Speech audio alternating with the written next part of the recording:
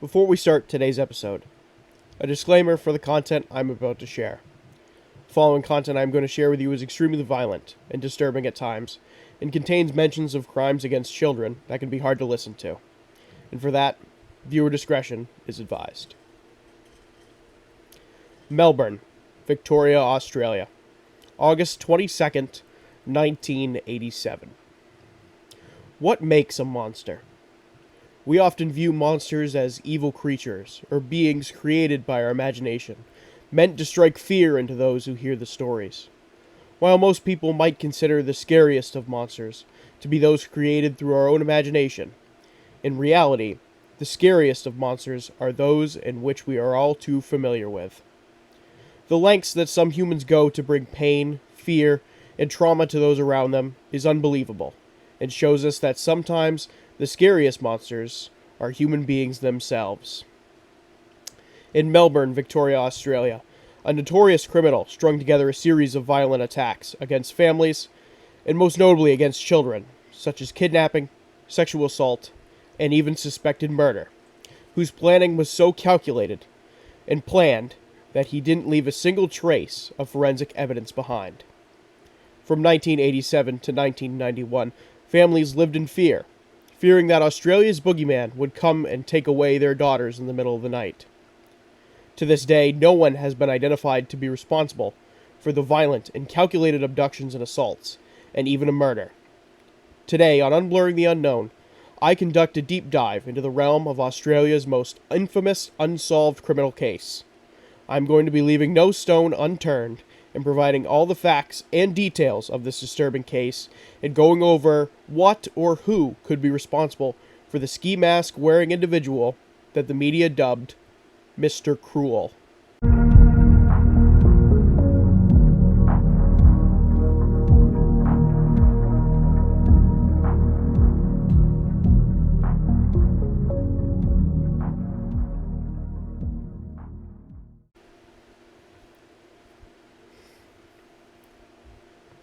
Welcome back to Unblurring the Unknown. As always, I am your host, Dominic, and just at the top of the episode, I obviously did the disclaimer at the beginning of the intro, so I will not repeat that again, so listener discretion is advised.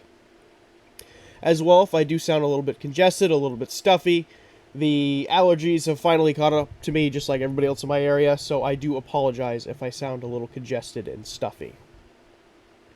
However, today's topic is different from what I've done in the past. Obviously, I have covered some true crime cases before. However, most of what I'm about to tell you is uncharted territory for me. And when I first heard about this incident, I was shocked.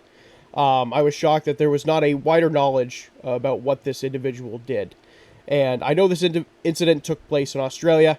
However, it goes to show the horrors of what the most evil of humans can be capable of. And it is truly startling from beginning to end. Now, with that being said, as I mentioned in the intro, I will be leaving absolutely no stone unturned.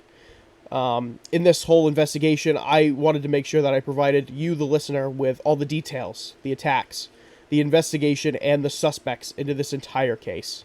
Now, this will be a much longer episode than normal, and that is because I went through this time and making sure I share all of the information that I have dug up in regards to this case. That is why I have not labeled this as a regular episode. That is why I've labeled this almost a special investigation episode.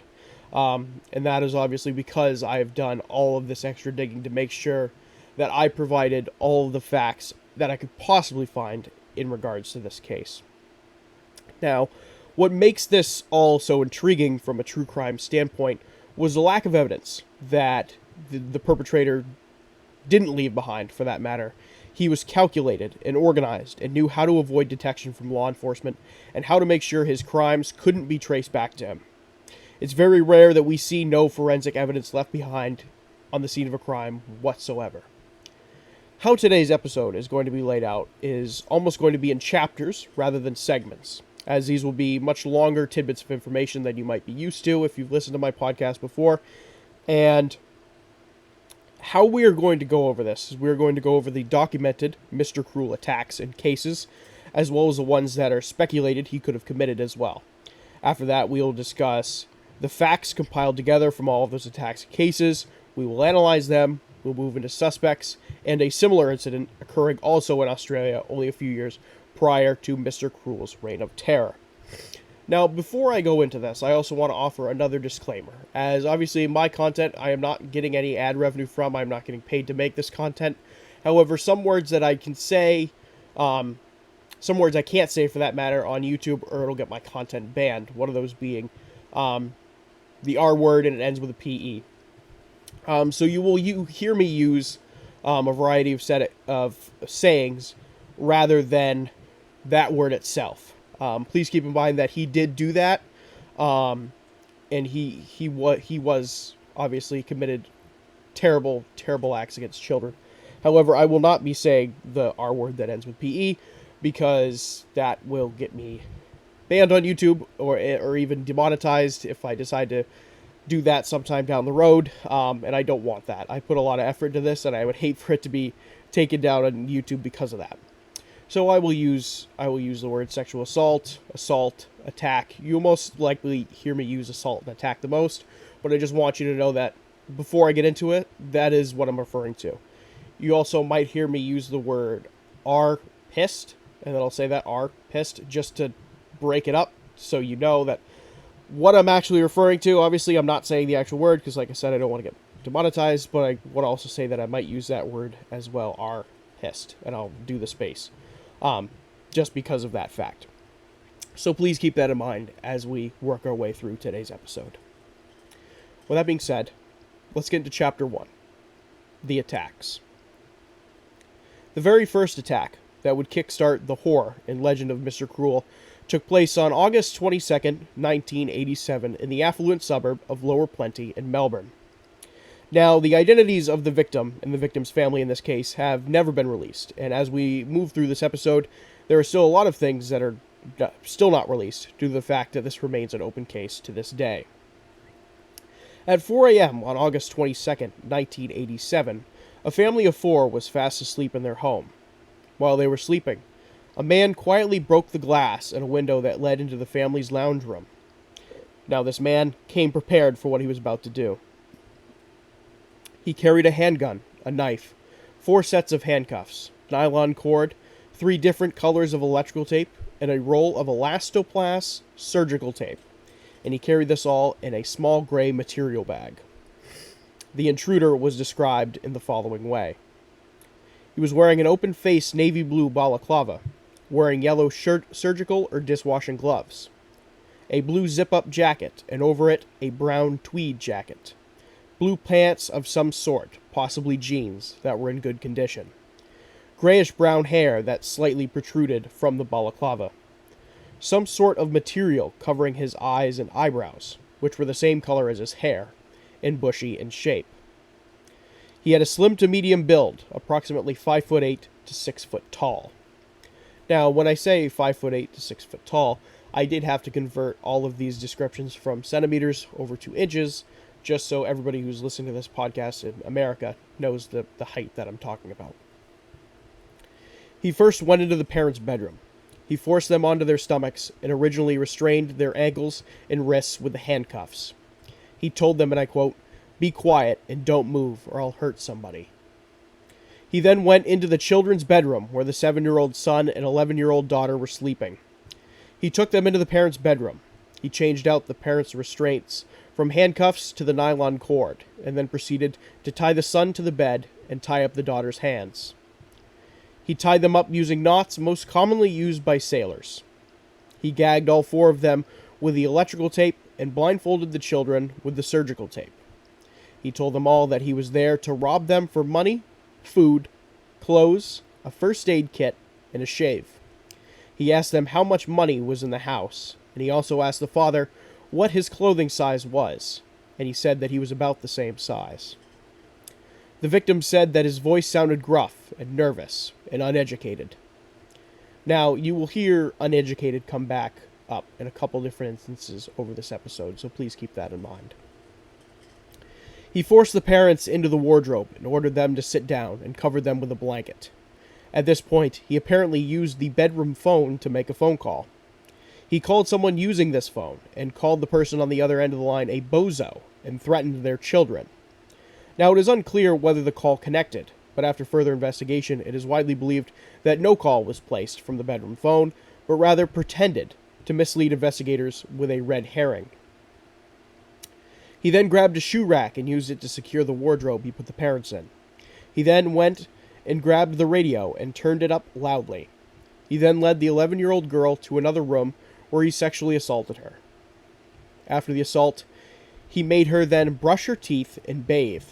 Afterwards, he led her into the kitchen, where he made himself a meal in the kitchen, and then took her to the lounge room, where he assaulted her again. She said that his breath smelt musty and that his hands were soft. He checked on the parents and son in the bedroom and came back out and led the girl into another room, where he tied her ankles together with more nylon cord and then made her sit down in a seat. He told her, and I quote, "I'm going out now, so count to 100 slowly, then you can free your parents," close quote. He then proceeded to pick up the glass he shattered from the window when he entered and ripped the telephone off the wall before making his exit. After Mr. Cruel left, the victim freed herself and freed her parents. The attack lasted for 2 hours. Before leaving, Mr. Cruel stole numerous items. They included a red and black and yellow plaid shirt, a pair of trousers with an 82 to 85 centimeter waist size, a blue parka with a fake fur collar, $250 in cash, an 18-karat gold engagement ring, a Gillette safety razor, a dark brown vinyl bag, and a rare box of music records. Now, why he took those items from the home remains unknown. However, it is widely believed, and I will get into this later, that he took these possibly as trophies from the victims he assaulted. Now, that would conclude the first attack in Lower Plenty, and the second attack wouldn't take place until December 26th, 1988, in the suburb of Ringwood. Ringwood is east of the Melbourne Business District. Ringwood is a much bigger suburb than Lower Plenty, and on December 26, 1988, on 11 Hillcrest Avenue in Ringwood, would be the site of the next Mr. Cruel attack. The Wills family was returning from being out at 10 p.m. that night. When arriving home, John and Julie Wills had put their 4 daughters down for the night, and Julie went to bed. John would have trouble sleeping and would end up staying up till roughly 4:50 a.m. Approximately 30 minutes later, which would place us at 5:20 a.m., Mr. Cruel gained access through the back door of the Wills house. After gaining access to the Wills home, Mr. Cruel quickly made his way to the parents' bedroom and turned on the lights. His description was the following. He was wearing dark blue full-length coveralls. He was wearing gloves. A black balaclava with white and possibly red stitching around the eyes and mouth. 5'8" to 5'11" tall, with a slim to medium build, with an age estimated between his 20s and 30s. Like the last attack, he was carrying a bag and also came with a handgun, knife, and flashlight. Julie screamed when Mr. Cruel entered the room at that point, and screamed for the girls to get out of the house. Mr. Cruel held his handgun against John Wills' head and said, and I quote, "You're not going to be a hero, are you?" Close quote. He forced them onto their stomachs and bound their hands and feet with copper wire. He demanded money, much like the first attack. He took $35 from John's wallet and went around the house cutting all of the phone lines methodically, and then made his way to the daughter's bedroom. Sharon, 10 years old, was one of the daughters, and she was wide awake after her mother had screamed. She had laid frozen still in bed. The bedroom door opened, and Mr. Cruel was there with the flashlight. He called Sharon by her first name and shined the flashlight in her eyes. Sharon tried to pretend like she was sleeping, and that unfortunately did not work. Mr. Cruel told her to wake up and to get out of bed. Mr. Cruel then went through Sharon's wardrobe and grabbed numerous articles of clothing, such as numerous pairs of underwear, a skirt, a singlet, and nightie, and led Sharon out of the house. Before leaving the house, he grabbed John's brown and black checkered jacket and put it around Sharon to cover her up. He also grabbed another shirt from the laundry hamper and used that to wrap up the other clothes that he had grabbed from Sharon's wardrobe. When it was all said and done, he was only in the Wills' home for a total of 8 minutes. Mr. Cruel led Sharon outside, and when they made it onto the back porch, Sharon screamed and yelled for help. Mr. Cruel took out a red ball and stuffed it in her mouth as a gag, and told her that he would take it out of her mouth as long as she would not yell again. He continued, and he told her that he wasn't there to hurt her, and that she would be returned to her family as soon as he got his ransom. Sharon promised not to scream again, so he removed the ball gag from her mouth. He blindfolded her and picked her up, and ended up taking her to a car. He placed her in the passenger seat of the car and took off. Now, Sharon could slightly see out of this blindfold, and recalled that the vehicle sounded old, but it was clean. The interior was cream-colored. The glove box was quite low in the car, and there was a hump in the middle of the car that contained the gear stick. Once Mr. Cruel realized that Sharon could still slightly see through the blindfold, and as light came up in the early morning hours, Mr. Cruel stopped the car. He taped and blindfolded the blindfold down to ensure that she couldn't see where they were going, and put a blanket over the top of her. After a period of time, the car would come to a stop in a driveway.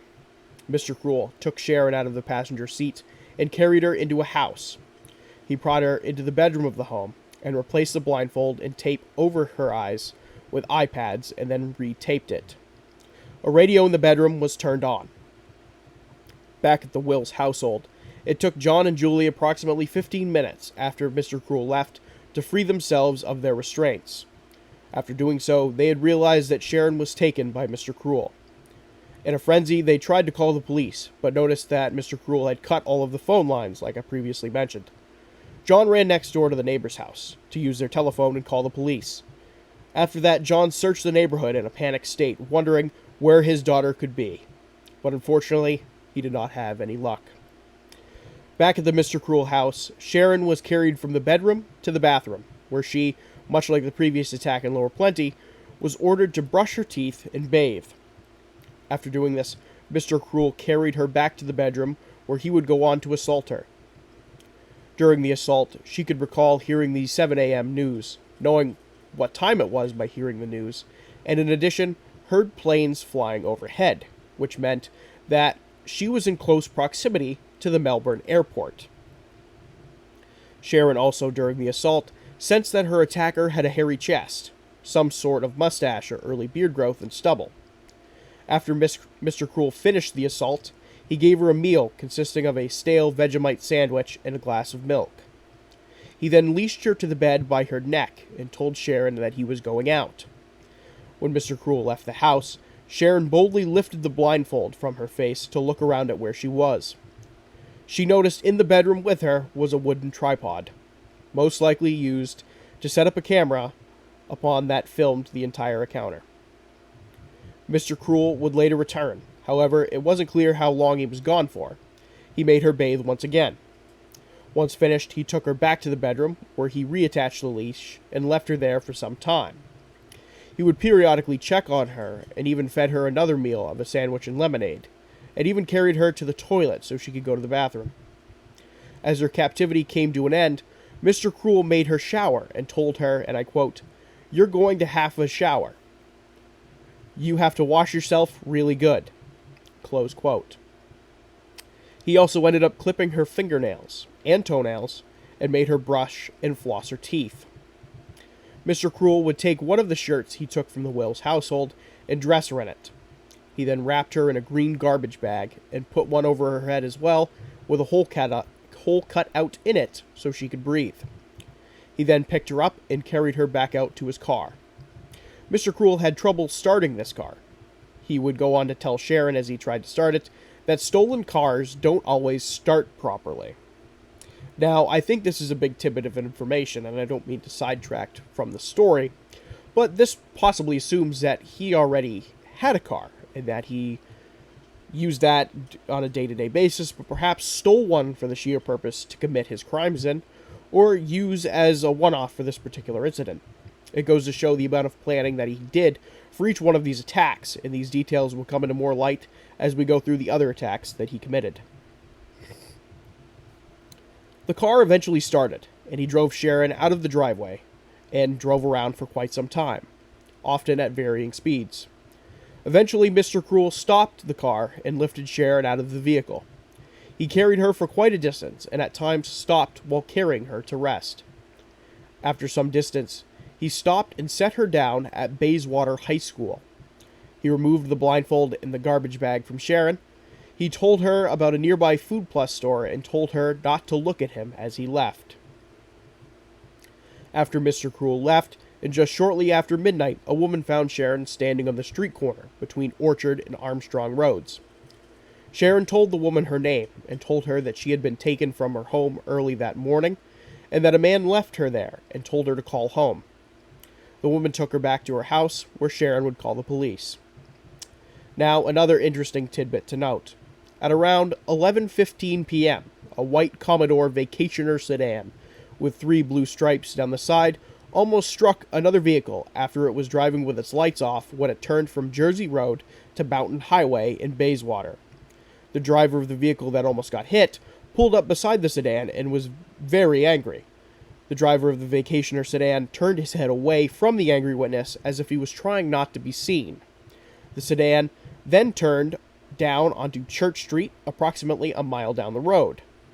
Although it has not been proven that the individual driving the Vacationer sedan was Mr. Cruel, however, the timeline matches, and with Sharon saying that the vehicle drove at alternating speeds, and if he had his lights off, it would make sense as if why he was driving like that, and that he had his lights off and he was driving through areas that he may or may not have been familiar with, and during those parts he was familiar with, he was driving fast, maybe parts not so much, he was driving slower, especially if he had his lights off and was trying to avoid detection.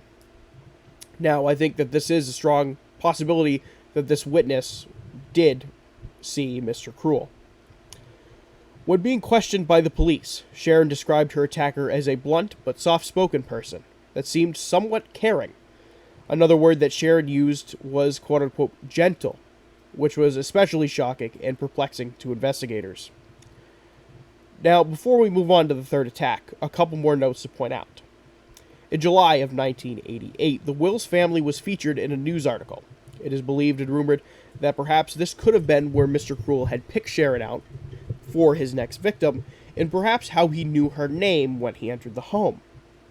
Witnesses also claimed to have seen a man stalking the Wills' home 6 weeks prior to the abduction, holding a video camera. When disturbed, the man left quickly and packed his things into a gold Ford. He was described as 30 to 35 years old, balding, with brown hair, and a slight pot belly. Whether or not this is connected, it is unknown, but worth mentioning. That would conclude the attack on Sharon Wills. Now, the next attack and abduction would take place on July 3rd, 1990. Monomeath Avenue sits in Canterbury, Melbourne, and is another affluent suburb that lies within the city. Monomeath Avenue is home to some of the most expensive homes in the city, with many wealthy business professionals and politicians calling this avenue home. On 10 Monomeath Avenue sat the rented home of Brian and Rosemary Linus, and their 2 daughters, 13-year-old Nicola and 15-year-old Fiona. They were actually due to vacate the rented house the following day due to Brian's work being up in Melbourne. The family was originally from the UK, and Brian was an executive at Price Waterhouse with his assignment being in Melbourne. On the night of July 3rd, 1990, Brian and Rosemary were picked up by friends to go on a variety of farewell functions at 7:50 p.m. This would leave Nicola and Fiona at the home by themselves. Now, the girls would normally order takeout for themselves on nights their parents weren't home, so they did the same this night. They ordered pizza, and it arrived at 10:05 p.m. that night, with the girls heading to bed at roughly 11 p.m. that night. 20 minutes after the girls went to bed is when Mr. Cruel would gain access to the Linus home through a window in the parents' bedroom. Mr. Cruel was wearing gloves, and this time a dark green balaclava with cream stitching around the eyes and mouth. He made his way to the girls' bedroom, where he woke Nicola up by tapping the knife he possessed against her head. When Nicola awoke, Mr. Cruel said the following, and I quote, "See this here? This is a really sharp knife," close quote. He then showed them the gun he was carrying and said, and I quote, "This is a real gun. It shoots real bullets. Blow your heads off." Close quote. Fiona and Nicola recall that he was between 5'6" to 6 foot, with Nicola saying that he was more towards the 5'6" range. He was well built, so his stature was rather large, and he had a slight beer belly, which this description is slightly different from what we have seen before up to this point, but we will discuss that later on in the episode. He directed the girls to the parents' bedroom where he demanded money. He said this, and I quote, "Get the cash, yous." Close quote. Now, that's obviously him saying that in an Australian accent, so that's going to sound weird for me saying it, but that is what he has said, and that is what he is quoted as saying. He told the girls that as he found Brian's wallet and located $4,000 in traveler's checks. However, he did not take them. He then ordered the girls to lay face down on the bed. He said, and I quote, "Lay down on the bed, yous." Close quote. With both girls lying face down in the bed, he hogtied Fiona with galvanized wire and took Nicola into the kitchen. He ended up finding Rosemary's purse, and he searched it, taking her driver's license, Medicare card, and credit card. He then cut the family's phone lines and took the family's car keys. Now, this part continues to shine light on the idea that extensive planning went into every single one of these attacks. Mr. Cruel's car was parked 300 meters away from the house, and without using the family's car, he would have not been able to make it back to his vehicle without being seen, meaning he must have known that the family's car was going to be there that night. How he knew this remains uncertain. He then led Nicola back into her own bedroom, where, much like the Sharon Wills attack, he started to grab clothing items from her dresser. He told her to get dressed, and he grabbed her numerous articles of clothing out of the wardrobe, and he told her to get dressed in her Presbyterian Ladies' College blazer, which is where she attended school. The articles of clothing he grabbed from the dresser were clothing items from the Presbyterian Ladies' College. He grabbed a t-shirt, skirt, underwear, socks, a beanie, and a striped dress. Mr. Cruel asked the girls as well about what their father did for work, and told Fiona that he was going to kidnap Nicola for $25,000 in ransom money, and that he would call their father in the morning to claim the money. At 11:47 p.m., Mr. Cruel left the Linus house with Nicola. He put her in the passenger front seat of the family car and told her to get down and conceal herself under the dashboard. He told her to cover her eyes with the beanie he took from Nicola's room. He then drove the family car north on Mont Albert Road and stopped at one point to put thick tape and a balaclava around her face and eyes. He told her that if she tried to see, that it would be very dangerous for her. He then drove south to Cancer Ave, where he would dump the family car and get into his own. It was a four-door vehicle with carpeted floor, bucket seats, and a floor gear shift. This description bears some resemblance to the car that Sharon Wills was picked up in as well. Nicola shared that the car sounded old, and when it started, the radio was turned on. Now, the drive from where Mr. Cruel had dumped the family car and how far it was to his hideout is very unclear. Some sources say that the drive was only 10 to 15 minutes, where others push that time frame out to around 45 minutes. Like I said, that remains very unclear and very certain. However, I will go into where I think Mr. Cruel's house is here in a second, and we will kind of consistently come back to where they suspect Mr. Cruel's hideout was. However, it remains pretty likely that Mr. Cruel was still taking Nicola to his home or hideout when Brian and Rosemary returned home between 12 a.m. and 12:30 a.m. Fiona would end up sharing a ransom that Mr. Cruel left with her, and that would be the amount of $25,000. However, Mr. Cruel did not leave any note with a way to give him the money, and he did not call the following morning for the money either, even though the Linus family was fully prepared to pay it. After midnight, Mr. Cruel would turn the car into a driveway. He stopped the car and then led Nicola up the driveway barefoot, up the front steps, and into the home, continuing to lead her through a kitchen and then a bedroom, where a radio was also playing. Once into the bedroom, he took the tape off her eyes and replaced it with iPads. He told her that if she wanted to stay alive, that she would keep her eyes closed. He would then take her to the bathroom, where he would make her brush her teeth and bathe. After Nicola did so, Mr. Cruel took her back to the bedroom, where he leashed her to the bed, turned off the radio, and fell asleep next to her. Meanwhile, Nicola remained awake through the entire night. She recalled not hearing anything until the early morning hours, when she heard numerous jets flying overhead that flew from right to left in the sky, and then slowly fade away in the distance. Because of this flying pattern, it would mean that the airplanes were following a flight path onto approach at Melbourne Airport. These planes flew over the areas of Eltham and Coburg, and then turned north over East Kyler. And this is spelled Keilor, so I'm going to say Kyler. I'm going to say one of the two. I think that's how I pronounce it. If I pronounce it incorrectly, I do apologize. In addition to this, Nicola also recalls there not being any traffic noise, tram noise, or street noise, which adds to the idea that the house she was in was not near any major highway or road of any sort. At approximately 10 a.m. the following morning, Mr. Cruel woke up and turned the radio back on, and over the course of the following day, he would take Nicola from the bedroom to the bathroom and to the kitchen. He ended up telling Nicola that he had a schoolgirl fantasy and dressed her in her school dress, and that he would follow her home from school. Although he knew also that she would end up telling all of these details to the police, as he commented to Nicola, and I quote, "When you get back, the police will ask you a lot of questions," close quote. That seemingly confirms that he knew she would tell the police this.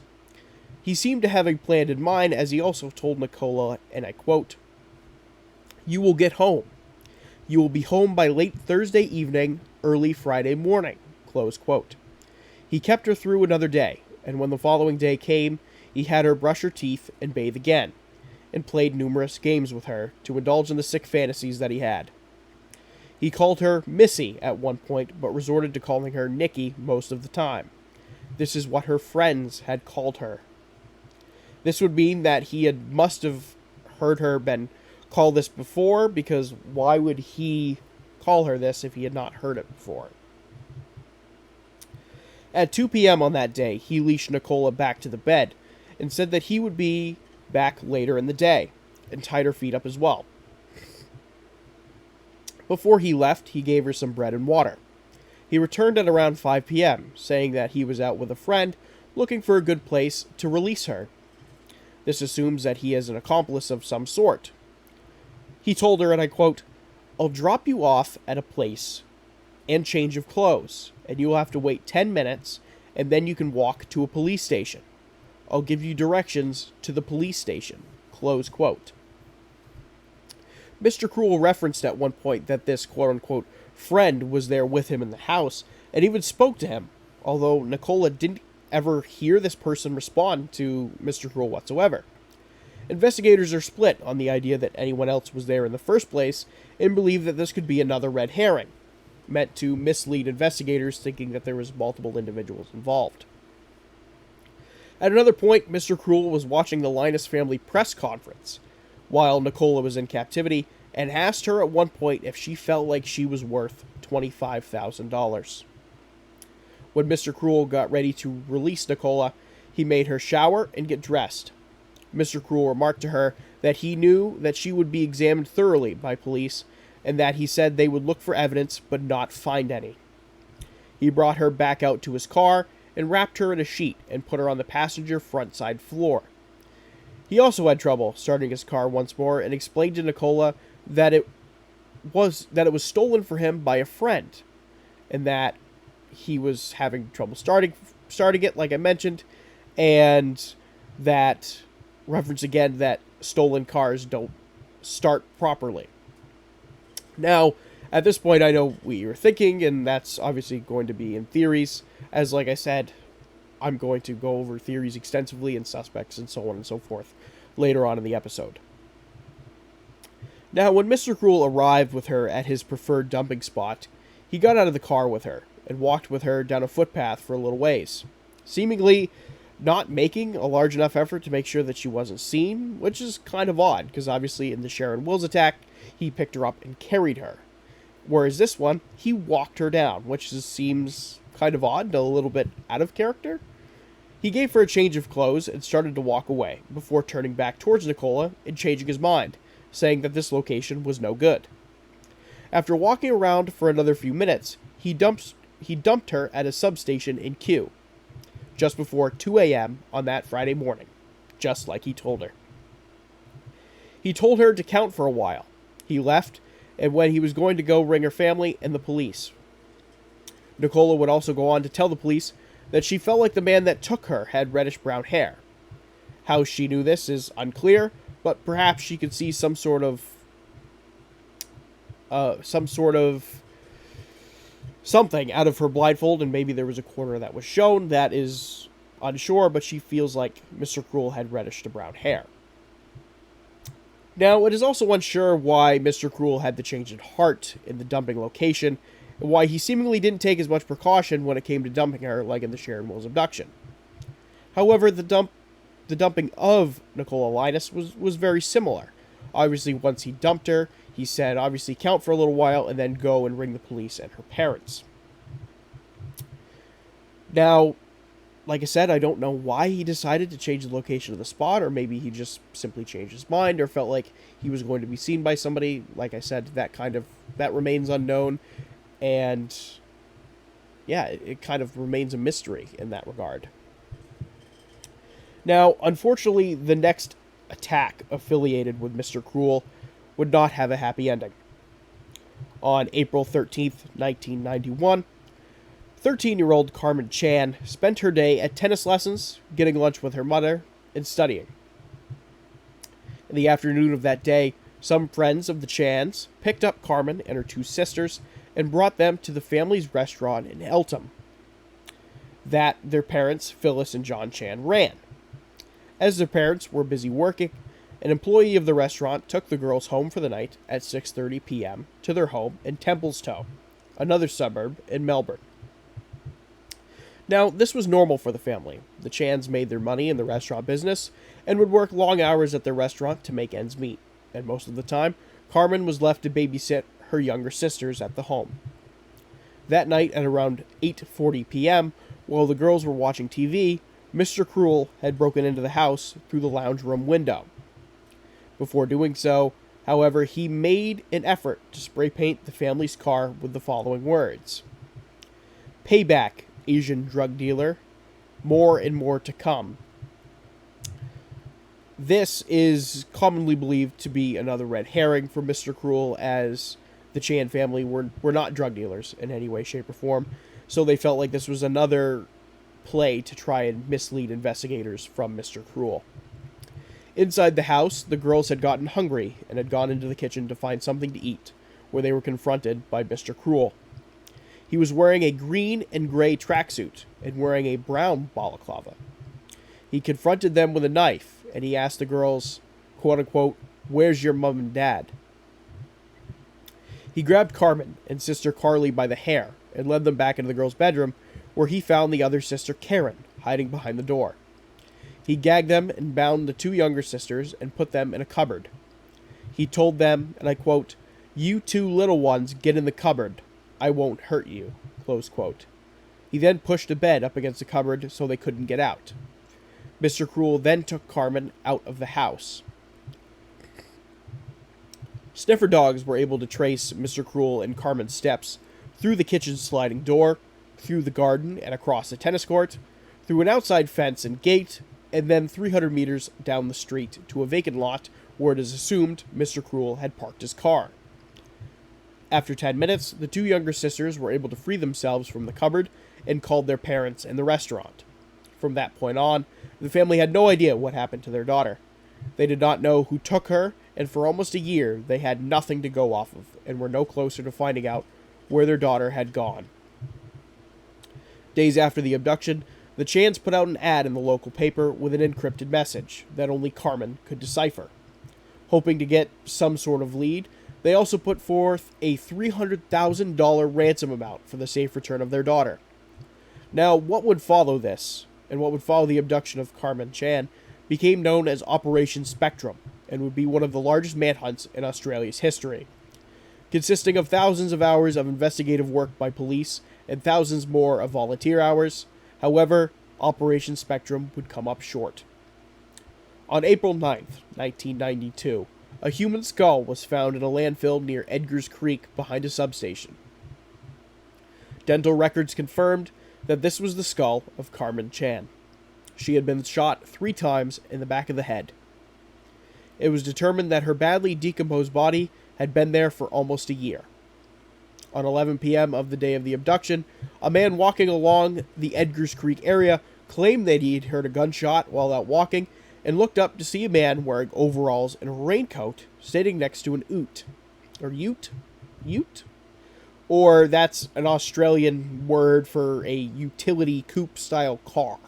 Just to clarify, because in America we don't have utes or oots or however you want to pronounce that. Again, if I pronounce anything incorrect, I do apologize.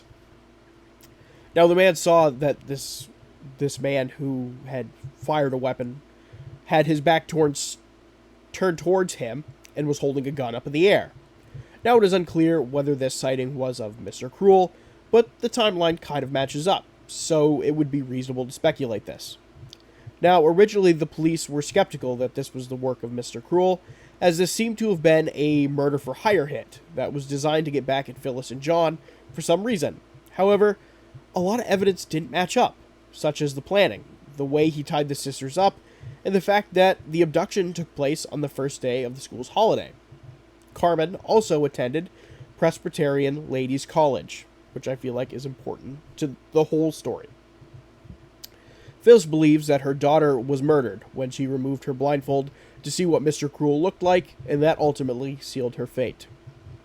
Now, it is believed that these attacks were directly affiliated with Mr. Cruel, and that according to mainstream media, are the ones he is pretty much attached to and have confirmed to have doing, these 4. However, there were an earlier string of unsolved assaults that took place in the years before these attacks, and I feel like those are worth mentioning. Like I said, the following list of attacks that I'm going to share are only rumored to have some sort of Mr. Cruel involvement, and these are not confirmed. This is also currently still an active investigation, so that could obviously change at any point. With that being said, I am not going to go down this list of possible attacks. February in 1985, a 14-year-old girl in Hampton was tied up, gagged, and blindfolded and assaulted. She was dumped at the Moorabbin Bowl in Hampton East. July 1985, an abduction and assault of a 14-year-old boy who was later dumped in Caulfield South. December 4th, 1985, a 30-year-old woman in Warrendate is assaulted after a man wearing a balaclava entered her home with a sawed-off shotgun. December 6th, 1985, a 30 to 34-year-old woman in Donvale is assaulted. Her attacker carried a long-barreled pistol, possibly silver in color, was reportedly polite and well-educated. December 7th, 1985, a 34-year-old woman and a man with a silver pistol or possibly a sawed-off shotgun entered her home and assaulted her in Boleyn. He was described as in his 20s to 30s, thin-built with light brown hair. Now, this next period of attacks have not been publicly released, but have taken place within 1985 to 1987, and that being an unknown assault and victim in Hawthorne, an unknown assault and victim in Caulfield, and was later dumped in Chelsea Heights, an unknown assault and victim in Brighton, and an unknown assault and victim in Dingley. Now, in March 1987, there would be another attack affiliated with Mr. Cruel, and this would be a home invasion in Greensboro. Now, he had extensive knowledge of the house prior to his entry, and he was described as 5'6" to 5'8" tall, with a muscular build. On August 8th, 1987, a masked man enters a woman's home in Greensboro at 5 a.m., assaults her for 15 minutes as she fought back. He was also described as 5'6" to 5'8" tall, with a muscular build. And that, of course, brings us to August 22nd of 1987, where the Lower Plenty attack takes place. Now that I have listed out the attacks and the ones that are possibly affiliated, I am not going to take too long to summarize them, as I have more content that I am going to go over here in a second. Now, I think it is very reasonable to assume that Mr. Cruel started before the Lower Plenty attack. Such attacks, as I mentioned above, in February of 1985, and possibly the boy in July of 1985, could be connected. This fits his pattern and profile of who he was targeting. Now, it's possible that he could have had connections with the others, with one attack including the mention of a balaclava. However, it is possible that it could have been another unidentified attacker who was working in this area as well. Ski masks and balaclavas are used very frequently during crimes, so it is not ridiculous to guess that it could be multiple people in the area and not just Mr. Cruel. However, the notes of the brown hair strike me as interesting in the December 7th, 1985 case, as Nicola Linus said that she thought her attacker had reddish-brown hair, and that the description of the 20s to 30s thin-built matches the description in the Lower Plenty attack and in the Wills attack. What stands out to me is the difference in description between those two attacks and then the Linus attack. The first two being the attacker being in his 20s to 30s, thin to medium build, and then later on him becoming more well-built with a slight beer belly. Now, it would be reasonable to assume that either this is the same person or they're relatives of some sort. Hair stays a brownish color in all reports, height stays between 5'6" to 5'8" in most cases, and has a gruff voice. Now, it's important to note that John Wills, as well, was working class, and to him, Mr. Cruel's accent would be better understood by him, so it was possible that John Wills was the only person who felt like Mr. Cruel didn't have an accent, whereas the other attacks said that he sounded Australian in nature, that he had a regular Australian accent. But to John Wills, who was working class and wasn't living in a wealthy suburb, he probably didn't sound uneducated and probably didn't sound like he had an Australian accent in any way, shape, or form, just because of the difference in backgrounds. Now, by this point, it would make sense that he would age closer to the 30s mark as the attacks entered the 1990s, as well as possibly putting on some weight in some shape or form. However, total theories in regards to all of that, I will save to the end. Now, in addition to that, what I went forward and did, obviously investigators put together a map of the flight paths to the Melbourne airport that Nicola Linus described in her attack. So what I have done is that I took that initial sketch of what investigators made of the flight paths going to the Melbourne area, and I created my own map on Google Maps, and I will be attaching that to my Instagram, where I share out photos. I will be attaching that map that I created. Now, on this map, I have mapped out a variety of locations. I mapped out these large black lines, which are two separate estimated flight paths used to land at the Melbourne airport. Now, I also went through in blue and marked all of the major roads and highways that go through this area, kind of this triangle, if you will, of the flight paths to the Melbourne airport. In addition to marking these major roads and highways that go through this area, I also, in red dots, marked major train stations that were also in this area. With Nicola Linus not hearing any train noises or tram noises or any street noise of any nature, this would assume that the house is not close by any roads or train stations. So I marked those train stations as well. Now, in addition to what else I also did, is that in these big orange hollow squares I've put on the map are possible hideout location areas, which I think could possibly reside the home of Mr. Cruel. Now, these areas are kind of in the middle of these major roads, so we'll assume that there's not a whole lot of traffic, and that being right in the middle, there's no train stations in the middle of these kind of suburb areas, so it would make sense that maybe one of these houses resides in one of the centers of these orange squares. Again, this is all speculative as I made this map. However, I feel like this map is kind of important to help visualize where Mr. Cruel's hideout could possibly be. However, that is going to conclude the Chapter 1 in the attacks portion of this. And with that being said, I'm going to take a short break, and I'll be right back. Don't go anywhere, and I will get into Chapter 2. Alright, and welcome back. We will now move into Chapter 2. Chapter 2, the profile. Now, as we move into Chapter 2 of this special investigation, And this chapter is going to contain the profile of Mr. Cruel. One of the most notable traits that Mr. Cruel possessed was his ability to remain undetected from law enforcement by not leaving any forensic evidence behind. Now, it stands to reason that he had some sort of knowledge about forensics for this to be the case, with some investigators and internet sleuths proposing the idea that he was a cop. However, there are some wrinkles in that theory, as the time he spent with the victims gives the impression that the life he lived gave him a lot of flexibility to commit these crimes. Between keeping them captive and stalking out houses, which he must have done extensively, being a cop wouldn't allow you to do this, as I feel like your schedule would be way too full to pull something like this off. Now, the following, and what I'm about to say, is what we kind of knew he did and the extent he went to remove forensic evidence. Now, we do know that he bathed his victims to remove DNA evidence and even went back to wipe off certain areas to remove fingerprint evidence. We know that when he transported his victims that they were either put in garbage bags, like Sharon Wills, or in a new change of clothes not worn yet, like in the Linus case, so no DNA could be retrieved from any of the items of clothing. He made them brush their teeth and even trim their nails in some instances.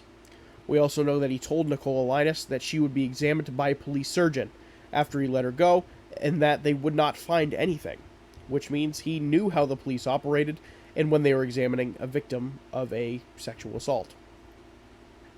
Now, we also know that he had a house that was under the flight path of the Melbourne airport, and please feel free to resort to the map that I made from the Linus case and that I mentioned in the previous chapter. Now,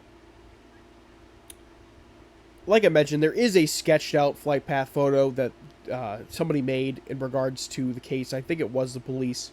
And police did investigate the area around the flight paths and ended up searching over 30,000 residences within 15 different neighborhoods with supposedly no luck. Head of the Spectrum Task Force, David Sprague, feels like because of how loud the girls said the airplanes were, that they could have only been 400 meters above the house they were kept in. That would mean that this would place it very close to the airport if that happens to be the case. Now, we also know that Mr. Cruel kept up with the news, and the news that was reporting on himself. Now, what I did not include in the Linus abduction story is that he would buy copies of the newspaper to read about what was being reported on him, as Nicola recalled him talking about while she was held captive,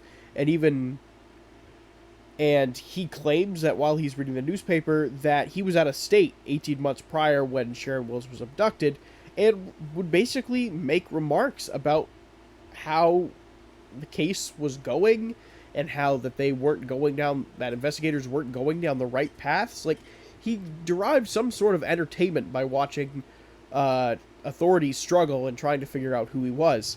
However, the idea of the comment with him saying that he was out of state 18 months prior when Sharon Wills was abducted, this could very well be a redirect, as he probably would not want to admit to another assault in the event that he was caught, of course.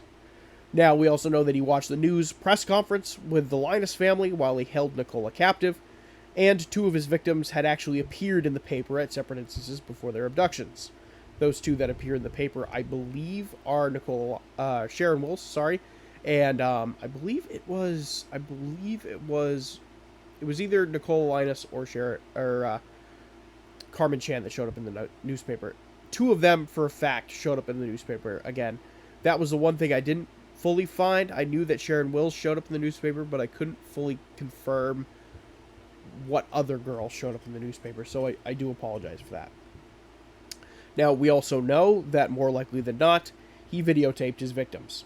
Sharon Wills recalls seeing the tripod at the end of the bed during her assault, and it stands to reason that he must have done it during the Linus attack as well. Perhaps he did not do it during the Lower Plenty attack because he was doing it in the household, and either perhaps decided to bring them to his home to record it for his own sick reasons, or to even possibly distribute it, either for profit or some other sick and twisted reason. We also know that Mr. Cruel used diversion and red herrings to mislead investigators and police into thinking something else was at work. It is rumored he pretended to talk to an accomplice during the Linus abduction, although we don't know if anyone was truly there or not. said he was looking for $25,000 from the Linus family, but that was clearly fake, as he never got back in touch with the Linus family. This was just a cover for the fact that he was actually taking Nicola and that he didn't want any money. When he broke into the houses, he always attacked like he was searching for money before his intentions would become clear. And then he also spray painted the Chan's car for some reason to distract from the fact that he was actually there to commit an assault rather than any other motive. We also know that he relied on radio a lot. Now, he played radio really at any point he could, and I think he played that for possibly a couple reasons. Now, he could have played the radio to mask the noise made by his victims, and also maybe because he did like following up with any news that was being shared in regards to his abductions. He clearly had a thing for it, although I think it was mostly used for noise reduction purposes. We also know that the life he lived gave him the freedom to move around without having prior commitments, like work, and maybe even a relationship. He had extensive time to stalk the homes of his victims.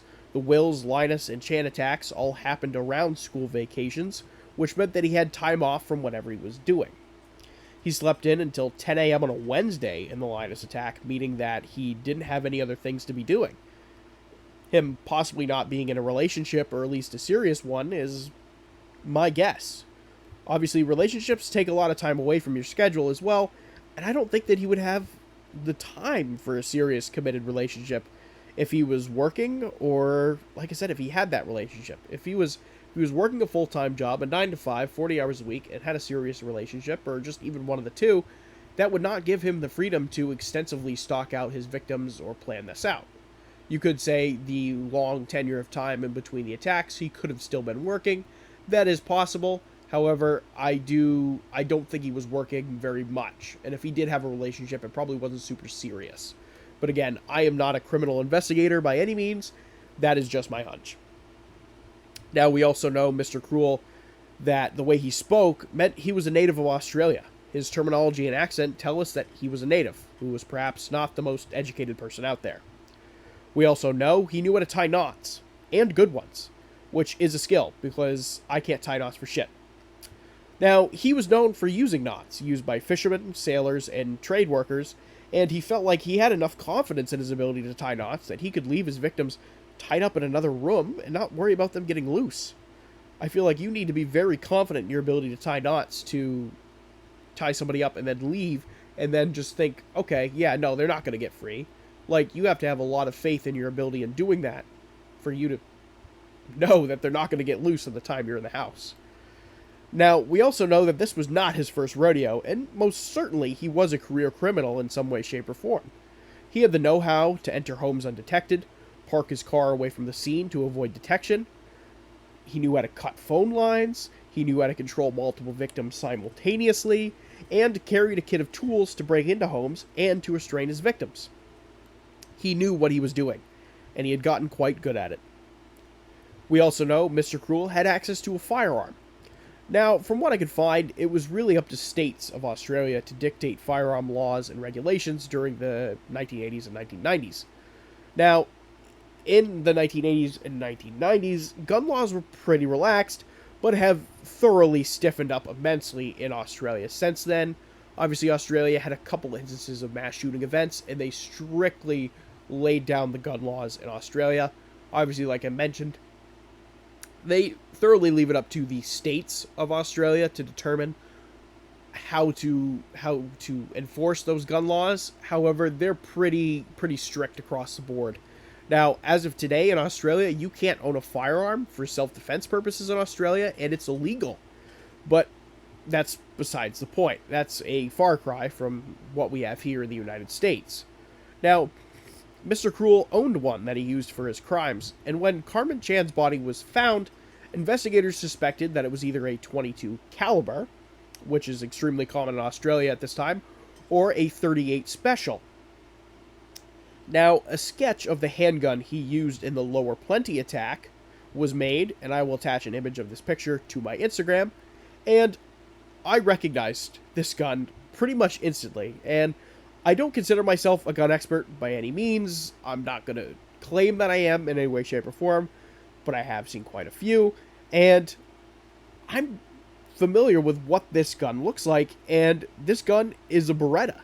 And if it was chambered in 22 caliber or 22 LR, which is the proper term, this would make it either a Beretta 87 Cheetah, and this would have the wood grip that would be reported in the Wills abduction, or perhaps a Beretta 92, which would match the Lower Plenty sketch a little bit more and would come in 22 LR as a caliber type.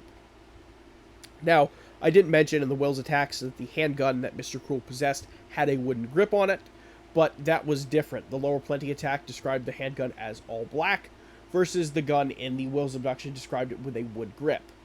Now, if it was a Beretta 87 Cheetah, that would make it very time period accurate, and it would have the wood grip.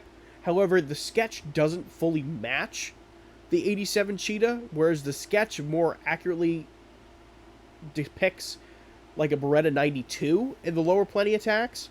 However, I feel like it's one of the two if the gun he was carrying was in 22 LR.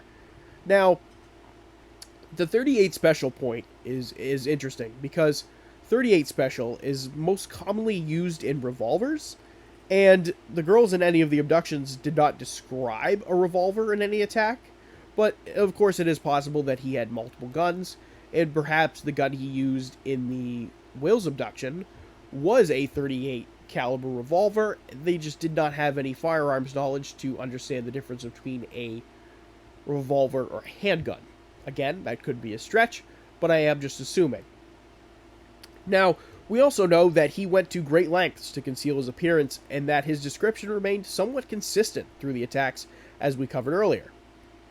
Now, in Lower Plenty, his description is obviously his mid-20s, 5'8" to 6 feet tall, slim to medium build, grayish-brown hair, and unshaven. In the Wills attack, he was also described in his mid-20s to 30s, 5'8" to 5'11", slim to medium build, beard growth or unshaven. He was right-handed and had a hairy chest. In the Linus attack, he was anywhere from 5'6" to possibly 5'9" once you narrow it down. He was well-built, had a slight beer belly, and his hands felt hairy with fine chest hair. And Nicola Linus said that he felt like he had reddish or brown hair. So as I mentioned before, it is very possible that Mr. Cruel got older, which would make sense, and possibly it could be very reasonably to assume that he put on some weight between 1987 through 1991. We also know that it is widely believed that some of the clothing items he took from the victims, he took purely as trophies. He clearly was twisted enough to make sure he got something to remember his victims by. Some of the clothes he took, he didn't dress his victims with, so it stands to reason that he kept these for himself. We also know that his car matched descriptions given by both Nicola Linus and Sharon Wills, that being it was a four-door car with carpeted seats, a low glove box, and a floor gear shift. Obviously, the witness saw a white Commodore Vacationer sedan acting suspiciously and almost hit another car the night Sharon Wills was dumped.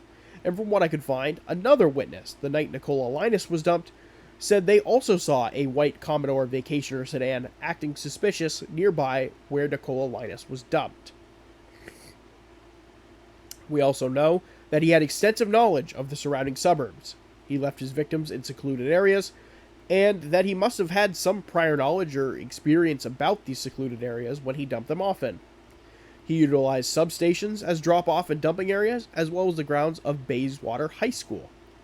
It would be reasonable to assume he had some sort of familiarity with these locations. Now, you can take all of that information and gain a pretty good idea of what this person is like on a day-to-day basis. However, it still leads us to a possible dead end. In 1992, however, Victoria Police got in touch with the FBI to get them to help to create a criminal profile based off the facts they had in regards to Mr. Cruel. The FBI came up with the following. They felt like he resided within Lower Plenty or Templestowe because of the proximity of the attacks. They felt like he was likely to be involved with the school system in some regard, as some of his attacks took place during or around school holidays, and because of the use of school uniforms with the victims. However, this idea is widely disputed. He would seem genuinely dedicated to his students, which would put him off the radar of people who would think otherwise. The FBI also thought that he would have kept homemade videos from his attacks, which is pretty much a fact. That I don't feel like that's a profile feature, but that's kind of besides the point. The FBI thought he was a functional member of society with a steady job, regarded as a good neighbor, who was polite and maybe a little introverted, and that he could have even possibly been involved in the community.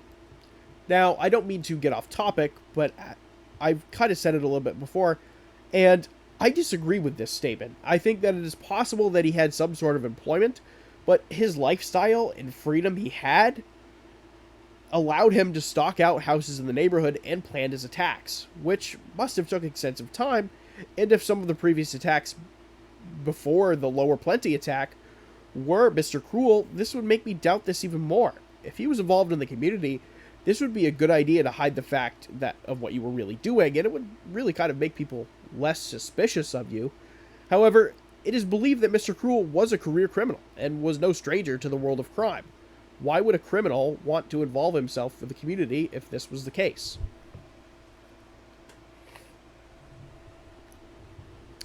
The FBI felt like if he had a significant other in any way, shape, or form, that they would be away during the times of the attacks.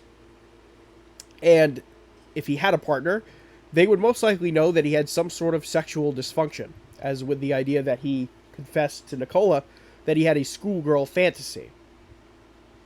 And lastly, the FBI felt like those around him would notice his personality change around the time of the attacks, such as excess consumption of alcohol, missing work, appearing distant or preoccupied, or otherwise not being his normal self.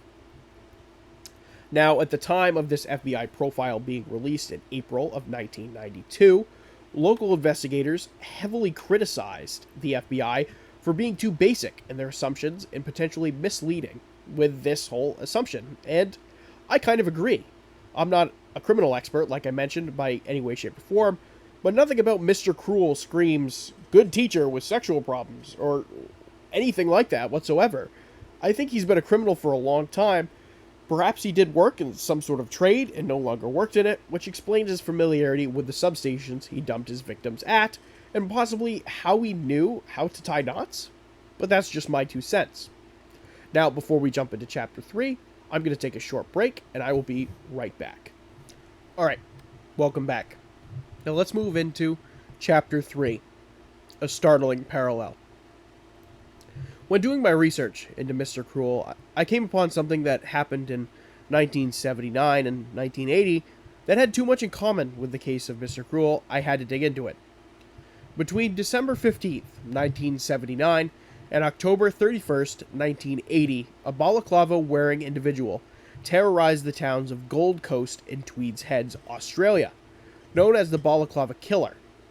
A series of 6 sexual assaults and murders took place between those dates, and what followed was another one of the largest manhunts that Australia has ever done.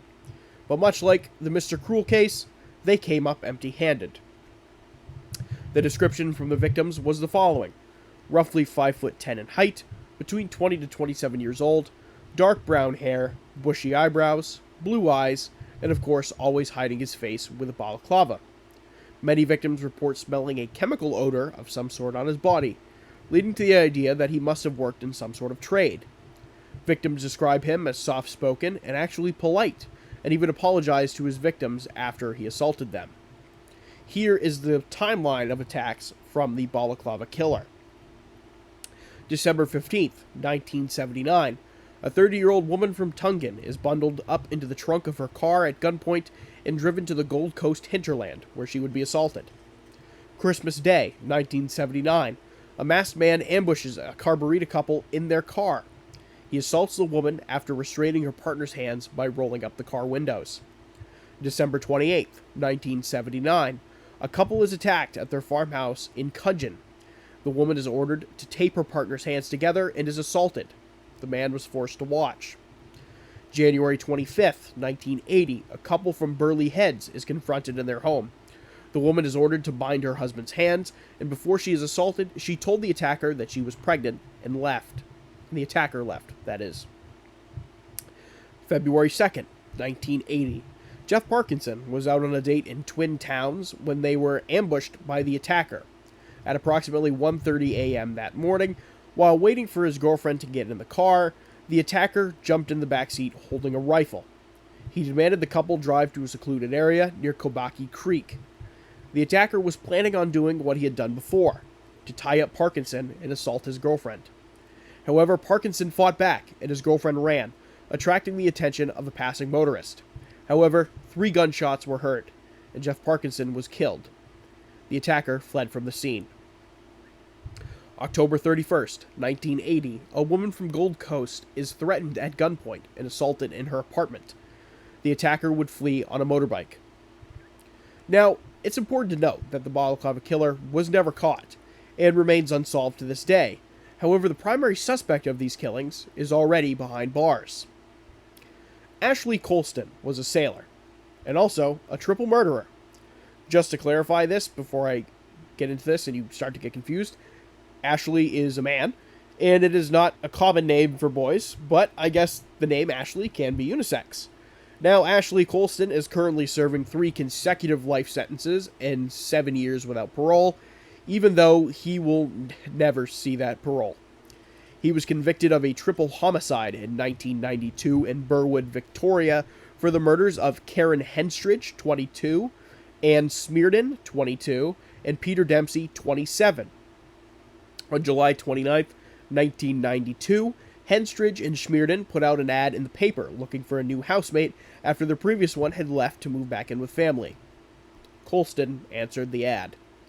The 2 students, Henstridge and Smearden, and the brother-in-law of one of the women, Dempsey, were hogtied and forced into separate rooms where he shot them all execution style in the back of the head.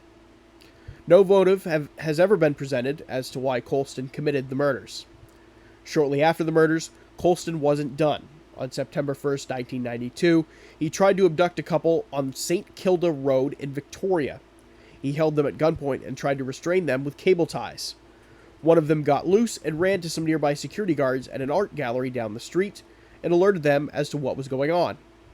The security guards gave chase, and Colston shot and wounded one of the guards.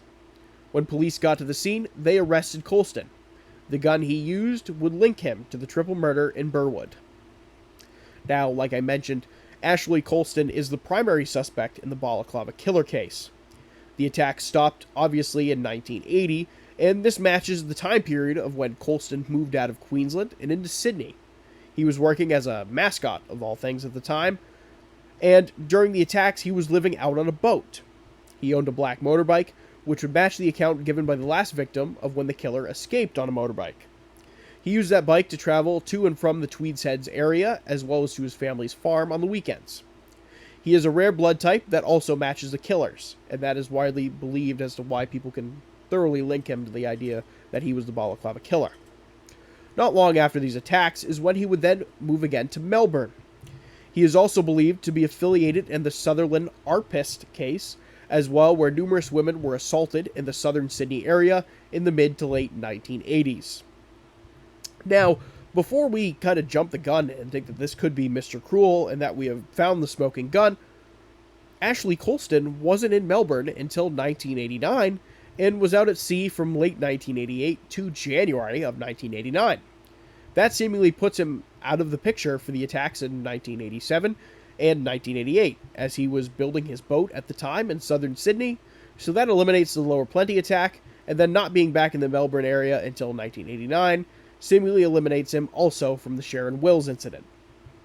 However, it does question the idea about him being present for the Linus case, as Mr. Cruel did mention that he was out of the country during the Wills abduction. However, we will come back to Ashley Colston when we get back to suspects. Now, I wanted to mention that because, like I said, there was a startling resemblance between the balaclava killer and Mr. Cruel. And I felt like it was very important to notice that. It's kind of like a little sub-chapter, because Ashley Colston, like I said, does come back at the end when we discuss suspects. Now, with that being said, let's move into Chapter 4, The Post. Now, before we go into suspects, I want to talk about something that gets brought up a lot in Mr. Cruel conversations on the internet, and that being of a Reddit post that was posted to r/unsolved mysteries. This post was made over 3 years ago at this point, and was by a user named Corrupted, and it's spelt KORRUPPTTEDD. So they kind of spelt it different and then basically added a bunch of extra letters in there. Now, the post that the username Corrupted posted to Reddit was titled, "Scarred and Confused, Was I Raised by Mr. Cruel?"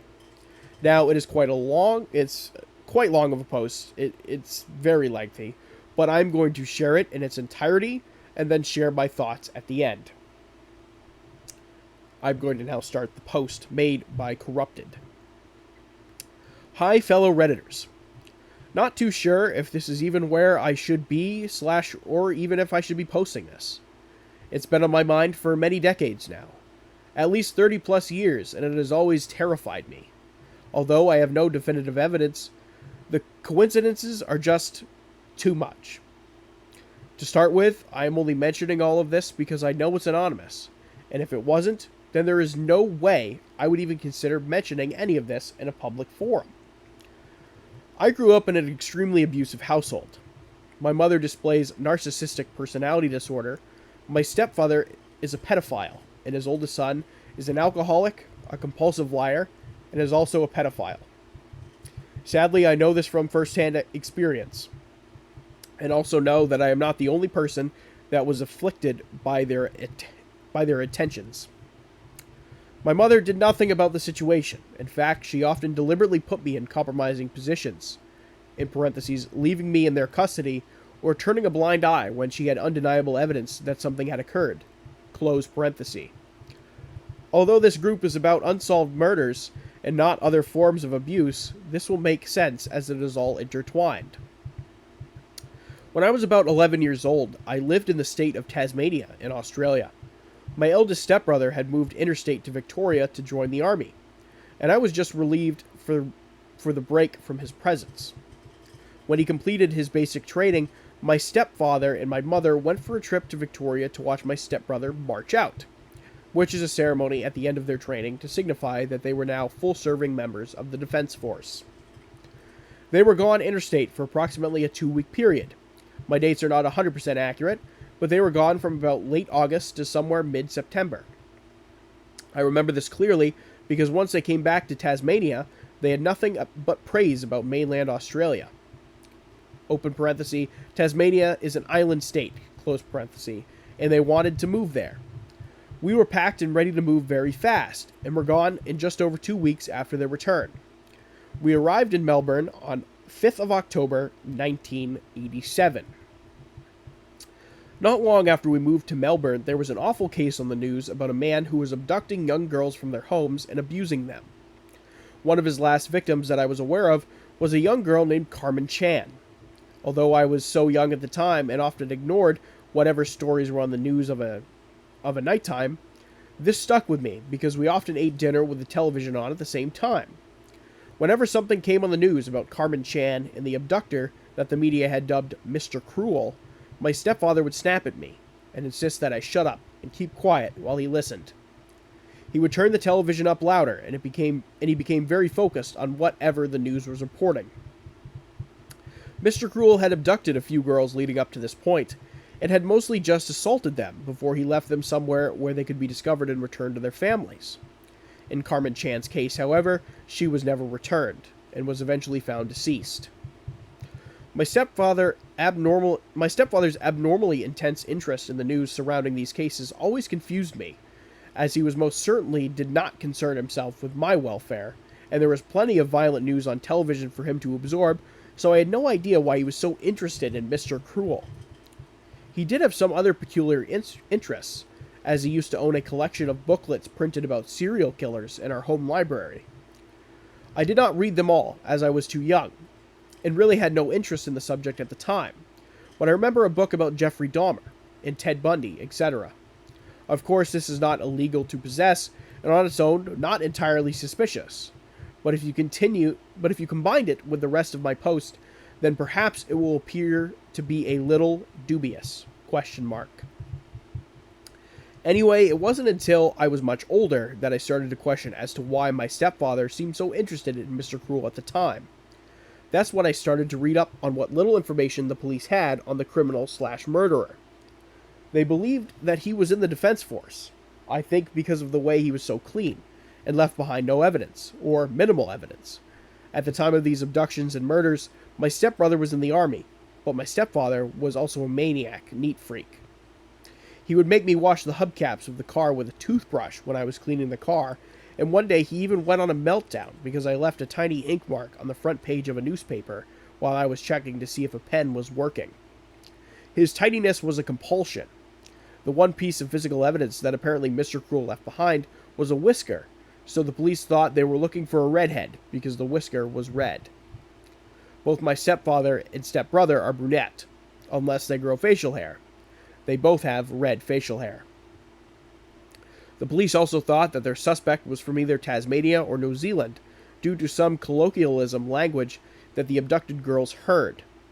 I cannot recall the exact phrase that was released to the media. I just know that when I read it at the time, I recognized it as something my stepfather and stepbrother used. They often use colloquialisms such as, "How do you like them apples?" or "How does that grab you?" in a sadistic, condescending tone. This is just a couple of the many that they used. Also at the time of the abductions, the abuse/murder, all of the victims were female, and all of them were the same age as myself. Lastly, the coincidence that comes to mind at the moment is the timeline. From what I read in the media, they believe that the first abductions from Mr. Cruel occurred sometime in either late August to mid-September of 1987. I cannot recall the exact date. I just remember how ill it made me feel to know that both my stepfather and my stepbrother were both in Victoria at the time this happened. And the last victim they believe Mr. Cruel abducted was either in September or very early October in 1992. These dates are important because against my wishes and against my stepfather's wishes, my mother insisted we move back to Tasmania, and we left Victoria on October the 5th, 1992. Just after Mr. Cruel's last apparent abduction before he went quiet in Victoria.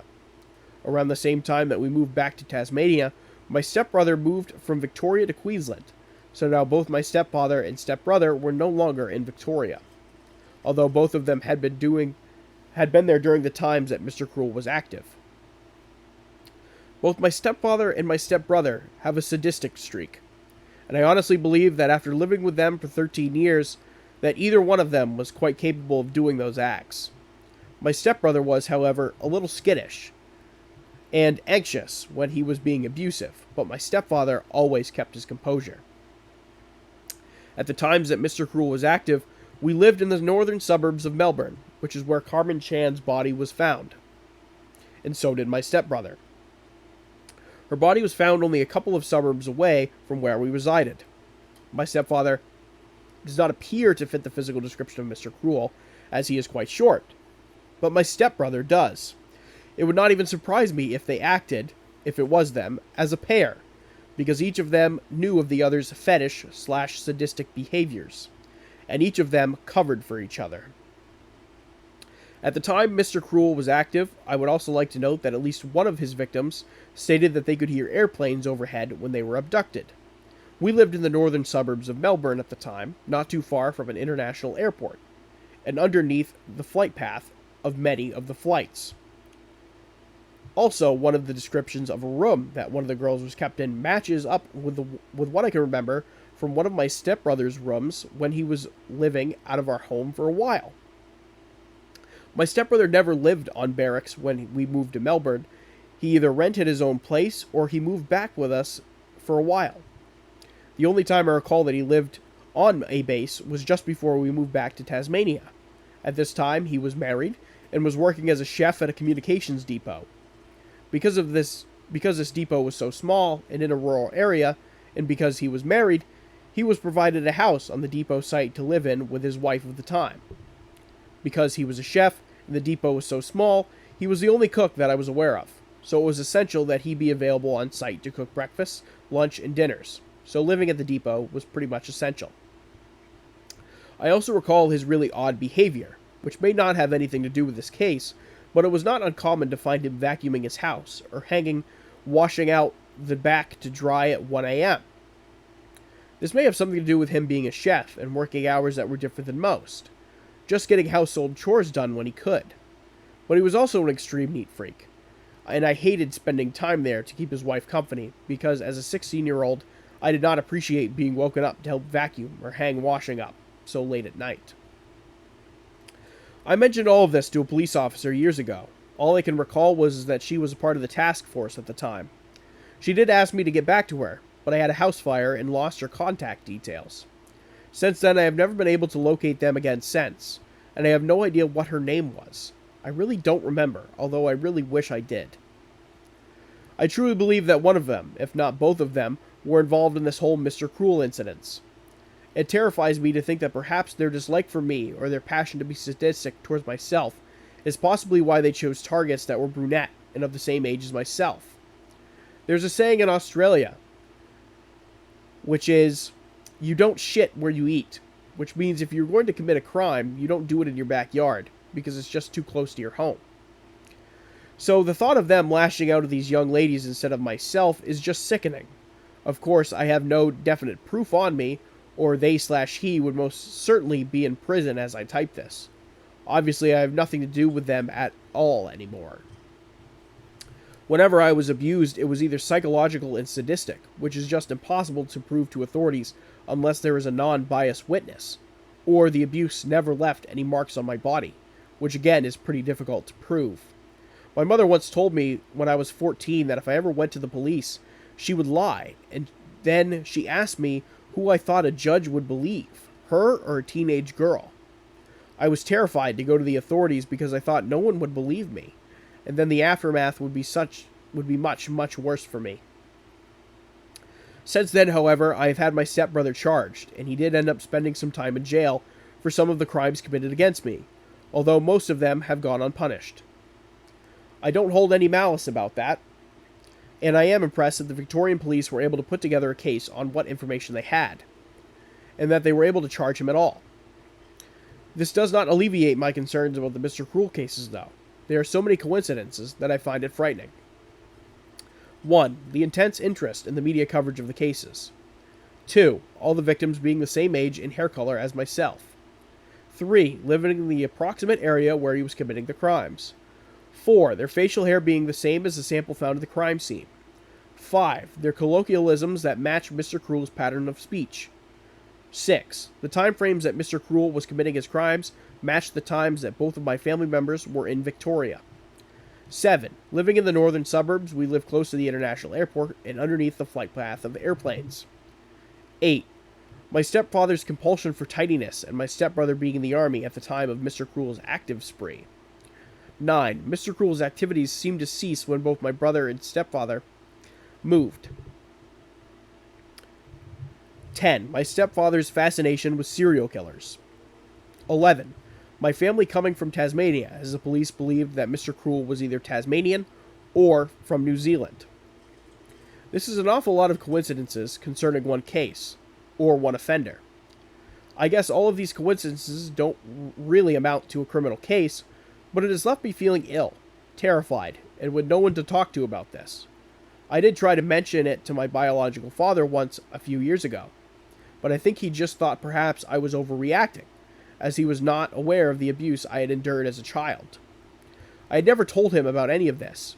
Even when my stepbrother was charged and went to jail, my biological father had no idea why, and had no idea that my mother was aware, and that his father was also a part of it all. I can't shake the horrible feeling that I feel like I was raised by a serial abuser. Well, that one I know is certainly, and a murderer, who had no problem in taking the life of a young girl. I know that either of them are capable of such actions, although if I was asked to choose which one I thought it would most likely be, the physical attributes match my stepbrother. But the calmness of Mr. Cruel is something that was more often displayed by my stepfather, so I don't really know. But I am very sure that one of them, if not both of them, were involved in this case. I just don't know who to approach who will take this seriously. I also have a family of my own now, and I don't want them to hear about any of it. I have to be careful, because I don't want to expose my children to these kinds of images/thoughts. Lastly, I would just like to add, for those who question as to whether or not my thought processes about the situation are stable, I had to be psychologically assessed as part of the legal requirements when I had charges pressed against my stepbrother. The courts need to assure that the person making those kinds of allegations are mentally aware of their accusations, and that there is no sign of mental illness where they may have misinterpreted a situation, etc. Yes, there are psychological effects. I suffer from PTSD, but honestly, if you knew the true horrors of the home I grew up in, then you would be amazed if anyone could endure such an upbringing and walk out of that home with any emotional baggage. If anyone who reads this knows of a person amongst the Victorian Police Task Force who would be interested in talking with me, I have no problems with this, and I would appreciate a way to contact them. As I type this, I am sitting here shaking as I recall my old home and what those poor girls had to endure. And poor Carmen, who probably didn't do anything wrong other than to view his face. My heart goes out to her family, but I am so scared that her family would bear a grudge towards me, even though I have had nothing to do with the whole situation, and was the same age as their Carmen. Grief can make someone view perspectives differently. I would be ashamed to face them, unless I was able to assist them in getting some kind of justice. I have not mentioned any names, other than that of Carmen Chan, who was one of his victims. I have not mentioned exact suburbs, or exact information, as if this is of interest to the police. I don't want to jeopardize any possible investigation and outcome by posting information publicly before an official investigation is done. Nor do I want to cause any possible biased opinions, as this could affect the outcome of a court hearing. I am not saying that my step-family members will ever be charged or go to court, or that they are definitely guilty, but I will not take the risk of ruining any chances of possible justice just so I can tell my story on Reddit. Thanks for reading. Perhaps someone will respond with some kind of information or advice. Close the post. Like I said, very, very long. I do apologize about that. That probably sounded like I was droning on it at time periods, so I do apologize. Now, I think this whole story is interesting, and I've read it a couple times now, and a few things that stand out to me that I didn't find in my research is that I didn't find anything that referenced that Mr. Cruel was from Tasmania. I didn't find anything about another attack/abduction in 1992, and I didn't find anything about the red facial hair being left at a crime scene. However, the brown and sometimes reddish hair, that would kind of match up, I guess. But the father's obsession with the news regarding the case is very interesting, but given his fascination with serial killers, I guess this is not fully surprising, and this could kind of just be a coincidence. People do find true crime interesting, and that would, on the surface, not be a crime, of course, but the fact that the stepdad and stepbrother abused the Redditor in her story could lend to the idea that this very well could be a suspect, and I hope she was able to tell her story in detail to the authorities who are handling the case currently. I hope this is an instance where the person who shared the story is, of course, real, and that the story is factual and true. Because if it was fake, I would think that that would be hugely disrespectful to the families who have suffered tremendously. Now, I wanted to share this all because I felt like this post is going to come into play in the next chapter we go into, and that being suspects. Now, before I get into the suspects chapter, I'm going to take a quick break. I'm going to be right back. Don't go anywhere. I'll be right back. I am back, and let's get into Chapter 5, Suspects. Now, with all this information laid out on the table, let's dive into suspects. Now, I think it's important to note, though, the absolute scale of this investigation into Mr. Cruel was during the 1990s, during Operation Spectrum and when it was active. Australian authorities interviewed over 27,000 people from a wide variety of backgrounds and professions. Now, out of that 27,000, there were a total of 32 men who could not be eliminated from the suspect list. Now, not all of those names are open and available to the public, and some of them might remain that way for who knows how long. When a new task force was launched in 2010 and into 2011, they were able to shrink that list to approximately 20 suspects who could not be eliminated to this day. Now, let's go over a possible strong 2 suspects and a few persons of interest who could be responsible. Please keep in mind the people of interest are not formally suspects. They're not labeled as suspects by Australian authorities, they are basically people who they investigated at one point or another and could still possibly be, like I said, a person of interest in some way. However, that's not confirmed. However, the suspects are still suspects. They have been suspects. They cannot be eliminated from the possibility that they were Mr. Cruel. So I just wanted to deviate the difference between a person of interest and a suspect in this instance.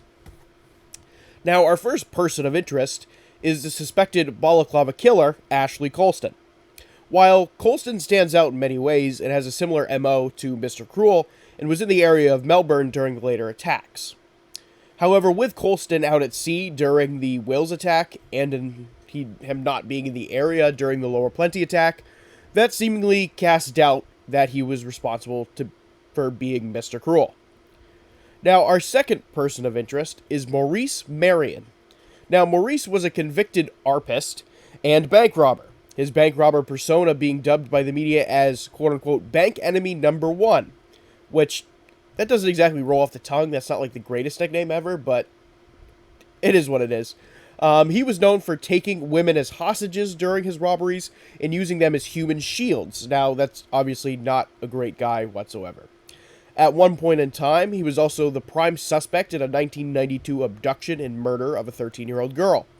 He had close ties to an area underneath one of the flight paths. He owned a .22 caliber handgun and also possessed homemade illicit videos. In 1975, he assaulted a woman in East Kyler, another neighborhood of Melbourne that we mentioned before, and locked her in a cupboard. He was convicted of that crime, though through fingerprint evidence, and in 1986 was booked this time for assault, and a balaclava was found in his car. Even though he has extensive criminal history, no evidence has been able to link him with the Mr. Cruel attacks. Our third person of interest is Robert Keith Knight. Robert Keith Knight was a sex offender, and unlike the other persons of interest, he has never been able to be ruled out as possibly being Mr. Cruel. In 1996, he was charged with sexual assault on two separate instances, one in 1980 and one in 1996. Most notable was a one in 96, where he abducted a girl, held her at a house for 16 hours, and gave her a bath, which, right there, checks a lot of boxes that Mr. Cruel did. Now, he also took pictures with a camera and tripod as well. Now, Knight also had ties to areas underneath the flight path to the airport. However, some differences between him and Mr. Cruel emerged. Robert Knight would drug his victims and would even let them see his face, which is totally uncharacteristic, and Mr. Cruel would not let his victims see their face. He also, for some reason, would put a burlap sack over his victims and make them take questionnaires and even give them money, which is extremely odd, and I can't say that I've ever even heard that being done before. Again, I have not done extensive true crime research as to why somebody would do that, or even a case where somebody would do that, so that kind of stands out to me as really odd. Now, on the surface, the MO fits, but it doesn't quite fit. Investigators aren't fully convinced he was Mr. Cruel. However, Knight committed suicide in 2013, so we might never know about Knight being Mr. Cruel or the more crimes he most likely committed. Now, our last person of interest was actually an American. Richard Starrett was a kidnapper, arpist, and murderer who would lure underage and young girls in through a variety of methods in South Carolina and Atlanta, Georgia. When learning about Starrett, Operation Spectrum investigators thought that there could be a link to him possibly being Mr. Cruel. In fact, they thought the link was so strong enough, they seriously dug into Starrett's background, as they genuinely thought that he could be Mr. Cruel. The MO fit. A lot of boxes checked off, so they did their digging. Now, Starrett kidnapped girls, brought them back to his house, and would end up releasing them near where he abducted them. Much like Mr. Cruel, Starrett's last victim, he also killed. However, from what I could find, there isn't any evidence to support that Starrett was in Australia during this time period, and the attacker having some sort of Australian accent puts the idea of this possibly being Starrett into serious question. Now, I have the final two suspects who are widely considered to possibly be the two favorites for being Mr. Cruel. Our first suspect is Norman Leung Lee. Now, Norman Lee was a bank robber by trade and was actually shot dead by police during a 1992 bank robbery gone wrong at the Melbourne airport. This was just months after Carmen Chan's body was discovered. A career criminal who worked with Lee, Alfred Gay, confessed on his deathbed to retired homicide detective Ron Ides that Lee was Mr. Cruel. Lee owned a property under one of the flight paths to the airport, and Alfred Gay told Detective Ides that Lee had confessed to Gay that he had killed Carmen Chan. Lee frequented the Chan's restaurant, and a picture of Norman Lee was shown to Phyllis Chan, which is Carmen's mother, to see if she recognized him. However, that answer has never been released. Norman Lee was also known for a couple infamous heists during his active spree, and was known to use the expression of, quote-unquote, "we'll blow your heads off," an expression also used by Mr. Cruel. Now, Norman Lee did serve 12 years in prison for robbery in 1974, which would put him out at 1986, just in time for the Lower Plenty attack in 87. Investigators said Lee was quiet and cool, and that he would match up with the idea that Mr. Cruel was a career criminal, who knew how to watch how much evidence he left behind.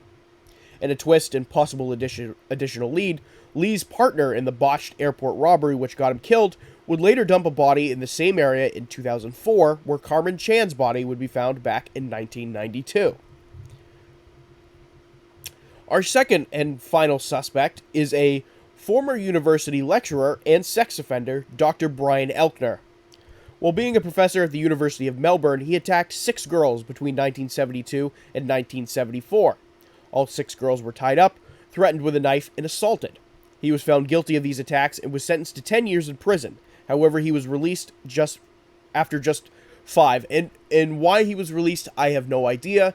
I could not find an answer as to why he was released. I am just kind of shocked that he was released to even begin with after 6 attacks and only being convicted for 10 years for those, which, again, I don't know if the guy just hired a good lawyer or what happened, but to me that it doesn't make a whole lot of sense. During the trial of Dr. Brian Elkner, the court heard about his fantasy of tying up and assaulting young girls and testimonies from psychologists about how they felt that he was a deeply disturbed individual who probably couldn't be fixed. Now, obviously, not working in education anymore, once Elkner got out of prison, he moved around in the 80s and started writing as a freelance writer. Some of his work consisted of him sympathizing with criminals and calling them and depicting them as the hero. Now, that on the surface is wrong in multiple levels. Now, investigators looked into Elkner as a possible suspect, then searched his home in the suburb of Thornbury.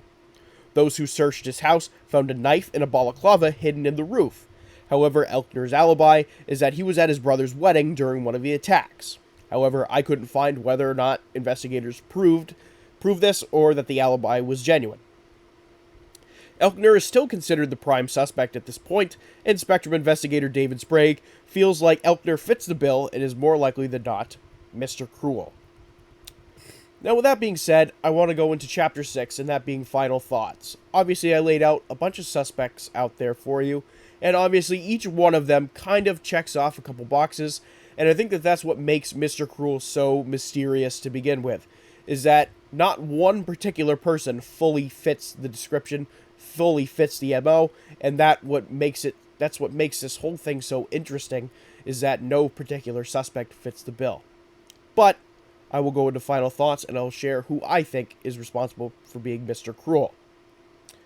Now, I've spent so much time digging into this, and it is honestly very hard to just comprehend the amount of time I've spent on this episode over, the past, I'm going to say 2 weeks. I started looking into this episode during when I was doing my research for the previous episode of the Demon Cat episode, and this I put so much man hours into this and so much research. I have over 20 pages of notes. Obviously, this episode is going to be extremely, extremely long, and just everything is kind of unmatched compared to what I've done before. And I hope others out there looking into this mystery of this case can use this content as a guide to help them come up with their own theories as to who they think is responsible or who Mr. Cruel eventually is. I hope he does get caught. They figure out who Mr. Cruel was, and I hope that some of this information can be used for other internet sleuths, internet investigators that want to do their own digging into this, such as I have done over the past 2 weeks. Now, after all of this research, I think, and this is a personal opinion, that most likely it was Norman Lee, or perhaps one of the other suspects whose name has not been publicly released. Now, like I mentioned, Lee was a career criminal, and it would make sense about how he could keep his tracks covered, whereas Elkner committed his crimes and got caught. Now, it is possible Elkner still committed more crimes after his release from prison, because, after all, balaclavas or ski masks are used by criminals everywhere, and finding one isn't necessarily a smoking gun. Now, Norman Lee did have a mustache, like it was stated, and he did have property under one of the flight paths to the airport. His house was initially described as matching the ones that Sharon Wills and Nicola Linus described in their attacks. However, this remains disputed. With Lee's death in 1992, it would make sense why the attack suddenly stopped. It would also make sense that the sedan he used to drive his victims around could possibly be stolen, and living a life of crime would allow him to have the freedom at times of day to stalk his victims. But, like I mentioned, the mystery of this entire thing is that it truly could be someone we have no idea about to this day. And it very well could be that investigators interviewed the real Mr. Cruel, but never fully identified him as a suspect, and we could have no idea who this person could be, or even if he is still alive, or if he's in jail, or if he's passed away. We have no idea, and that is one of the remaining and enduring mysteries of this entire case. Now, as much as I want there to be a connection with Ashley Colston and the Balaclava Killer, as there's so many similarities, I don't think not enough matches for us to fully commit to him as a prime suspect. And once I did the research into the Balaclava Killer, I'm like, oh, there has to be some sort of relation. And then when I did more research into the other suspects, I'm like, you know what? He doesn't fully fit the bill. There's somebody else here. And the idea that criminals commonly use balaclavas to commit their crimes to hide their face is very difficult because it doesn't narrow anything down. There is no identifiable features that Mr. Cruel went by besides the balaclava, and it's not a crime to own a balaclava, it's not a crime to own a ski mask, it's not any of those things. So, it's not, like I mentioned, it's not a smoking gun in any instance, that if you found somebody that owned a knife and a balaclava who committed crimes, that doesn't mean that that person is automatically Mr. Cruel. And I think that's what makes this case so difficult, and what makes it so difficult for investigators to look at a suspect and say, hey, we think he's the guy, he matches who we're looking for. But, however, unfortunately, we might never know who Mr. Cruel truly was, and we might never find closure for the victims of his crimes. Now, with that being said, like I mentioned, I did so much research into this. I hope you all enjoyed this special investigations episode. It was very long at points. There was a lot of instances that I spouted a lot of information out there at once, and it was a lot to take note of, and I hope that you all learned something from this episode and was able to take something out from this episode of just the monsters that exist in this world among us, and they are humans. They are not imaginary. They are not figments of any of our creations. They are real. They are human beings that walk amongst us, and they are cold-blooded monsters. But with that being said, I hope you liked this week's special investigation episode. I hope you liked the longer format, the much longer format than you might be used to. And I hope you took a lot of information away from this episode. And like I mentioned, I hope this episode serves as a guide for those who are looking into Mr. Cruel later down in the future and are trying to put together their own theories and formulas about who Mr. Cruel possibly could be. But with that being said, since it is the end of the episode, I do want to put out my obligatory plugs that I throw out there. If you are listening to this on Spotify, please subscribe, turn notifications on so you get notified every time I post a new episode. If you're listening to this on YouTube, please do the same. Please hit that subscribe button, turn on notifications so you get notified every time I post a new episode. Feel free to leave a comment. It helps me out a lot. Leave me a review, Spotify, YouTube, one of the two.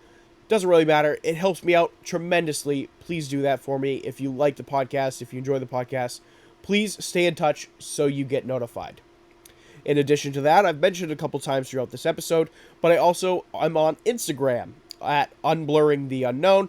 I will be posting the custom cover art for this week's special investigation episode, as well as all the photos throughout this entire week that I've dug up. And there's quite a few of them, so please go to Instagram. It'll have all the pictures that I have found attached to it. So please go in there and check them out. They are directly relevant to the episode, as well as my custom map I made for where I think Mr. Cruel's hideout could possibly be located. But with that being said, feel free to also send me topic suggestions. I take those at my email, and that is unblurringtheunknown@gmail.com. You can send me your topic suggestions. I have a huge queue going right now. Please send me some topic suggestions. I greatly appreciate it. But with that being said, that is going to conclude this week's special investigation episode into Mr. Cruel. Again, I hope you all enjoyed it. True crime this week. Hope to get back to something maybe a little bit more down to earth, or maybe something not from Earth. Maybe that gives you a little hint about what next week's going to be about. But with that being said, that is going to conclude this week's episode. Thank you for all the support. I greatly appreciate it.